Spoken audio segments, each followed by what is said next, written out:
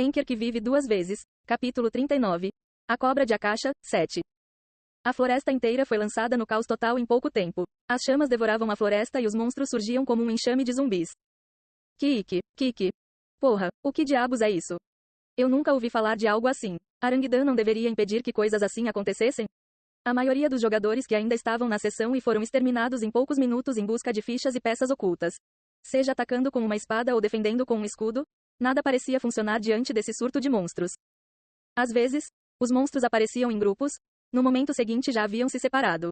Os jogadores tiveram que lidar com ataques vindos de todos os lados ao mesmo tempo. Mesmo aqueles que se organizaram em formações de batalha com outros jogadores ficaram à deriva ao enfrentar o enxame de monstros e logo foram varridos. Não importa para onde se olhasse, cenas como goblins cortando as cabeças dos jogadores ou trolls mordendo os jogadores em pedaços podiam ser vistas. Deve ser assim que o inferno parecia. Alguns jogadores conseguiram fugir com a vida intacta, mas mesmo assim, parecia que eles não seriam capazes de fugir dos monstros que estavam por toda parte que olhavam. Era inacreditável como tantos monstros permaneceram escondidos na seção E. As chamas pioraram ainda mais a situação. Não importa onde eles fossem, eles rapidamente se depararam com um mar de fogo engolindo a floresta e presos entre o fogo e os monstros. Alguém me diga o que está acontecendo. Foda-se. Os jogadores que pensaram nisso como um simples evento do tutorial agora estavam gritando com sua situação desesperadora. Eles perceberam tardiamente a crise que atingiu a seção E. Colete 99 tokens para verificar suas qualificações. Para verificar as qualificações de alguém, foi uma tarefa que exigiu que arriscassem a vida, tal como em qualquer outra secção. Atravessando ondas de monstros, os jogadores começaram a quebrar a cabeça para encontrar uma maneira de sobreviver. Aqueles que tinham uma equipe se uniram e os jogadores solo se uniram a outros jogadores solo. Enquanto isso, Pate asterisco. Havia uma figura sombria correndo entre as árvores com passos abafados. Switch asterisco. Era Yon-Woo. Você adquiriu 12 tokens. Você adquiriu 4 tokens. Você tem. Mantendo-se furtivo graças a Chumpo, ele leu os movimentos dos monstros com seus sentidos fortalecidos e matou os monstros que já estavam em seu último suspiro. Como resultado, ele conseguiu acumular tokens em um ritmo rápido. É assim que eles chamam. Yon-Woo riu friamente. Colhendo o que outros semearam? Relembrando a frase que suas tropas usaram no exército, Yon-Woo rapidamente voltou para onde os orcs estavam. O destino deles era a Toca da Cobra. Era hora de eliminar a cobra de Akasha. A aldeia orc foi virada de cabeça para baixo. Tiwik, os Lizardmen começaram uma guerra. Os Lizardmen cruzaram a barreira norte. O chefe orc da 32ª tribo, encarregado de proteger o norte, trouxe um relatório ao rei orc. O rei orc franziu a testa com raiva. Por que eles começariam uma guerra de repente? Não sei, eles disseram que matamos o rei deles. Rei, ajude-nos. Tiwik, esses répteis malucos. O rei orc ficou furioso. Acima de tudo, eles tiveram que vir bem no meio da cerimônia de reavivamento. Ele já estava com raiva por ter perdido os humanos que mataram seu deus. E agora isso estava acontecendo. Ainda assim, o rei orc tentou manter a calma. Ele não podia deixar isso arruinar a cerimônia. Em vez disso, ele poderia pensar nisso como ter mais comida para alimentar seu deus. Tiwik, você, vá contar ao xamã. Teremos muita comida pronta para o nosso deus. E voltaremos com isso em breve. Roger, cara.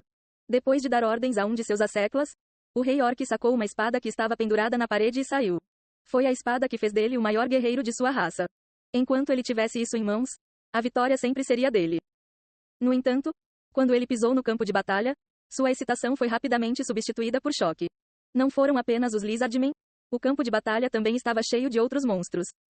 Longe, no amplo horizonte, ele podia ver todos os monstros correndo em direção a eles.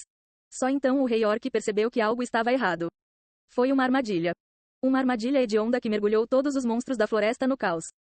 Mas o rei orc não era inteligente o suficiente para pensar tão à frente. Afinal, ele acabou tendo que enfrentar o surto de monstros de frente. Construa um muro, cara.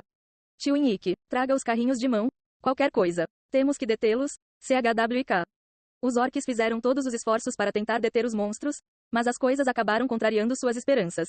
Quando os monstros romperam suas paredes improvisadas, eles só puderam ver sua aldeia sendo destruída. Mesmo assim, os orcs lutaram incansavelmente contra o surto de monstros.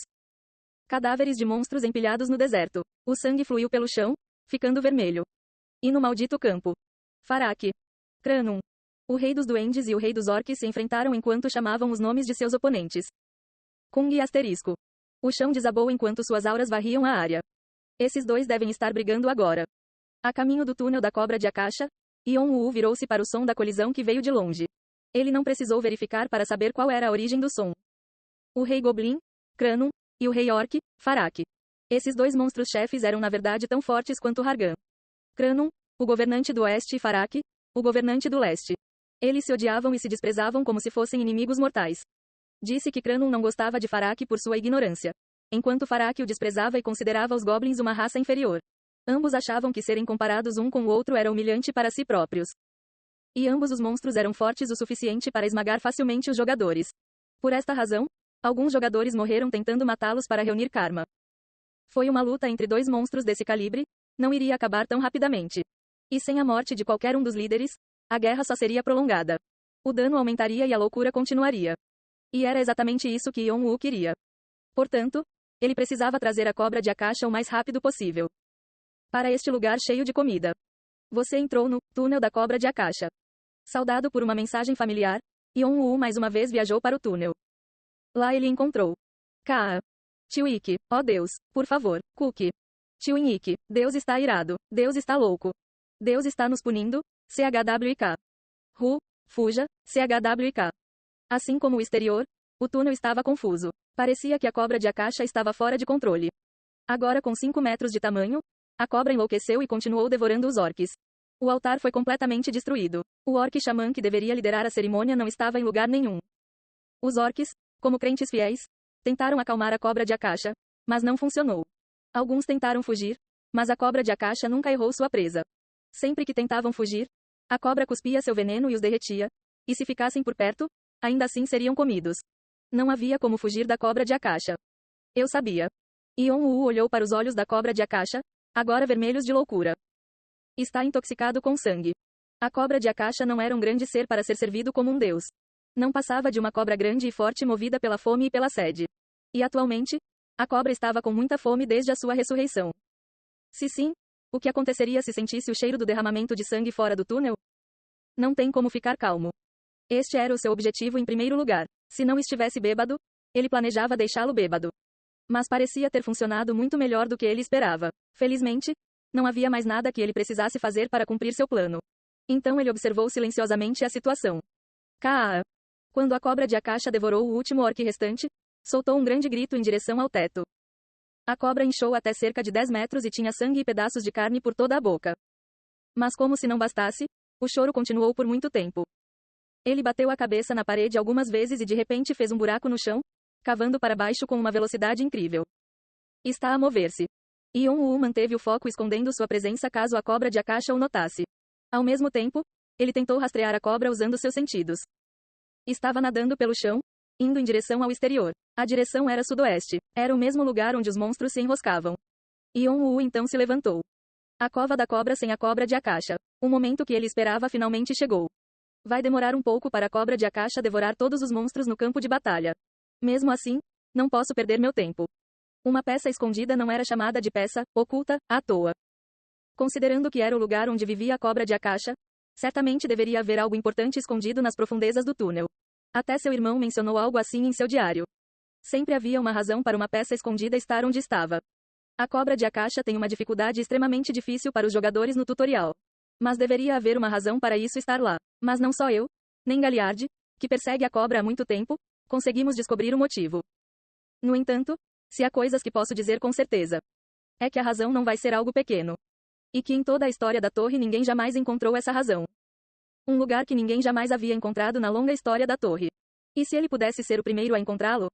Yon-Woo pousou no meio da cavidade enquanto acalmava seu coração acelerado e lançou olhos dracônicos. Ele examinou todo o túnel em busca do ninho onde a cobra de Akasha costumava descansar.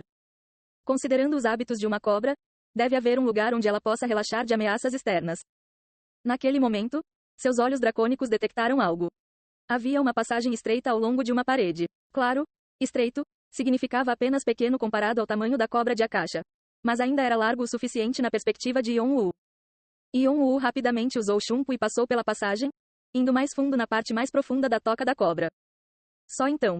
Uau asterisco. De repente, um vento frio soprou de dentro. Pensando que estava se aproximando do segredo, ele imediatamente colocou o pé em direção à fonte do vento. E aí, Yon-Woo encontrou. Então é isso. Uma cena bem diferente da região árida lá fora. Um vento cortante soprava ao longo da parede e o chão estava coberto de neve fofa e gelo escorregadio. E em vez de estalactites, havia pingentes de gelo pendurados no teto. Foi realmente uma cena que atrairia a admiração de quem a visse. E no centro estava sentado um garotinho que parecia ter cerca de 5 anos. Acho que encontrei o motivo.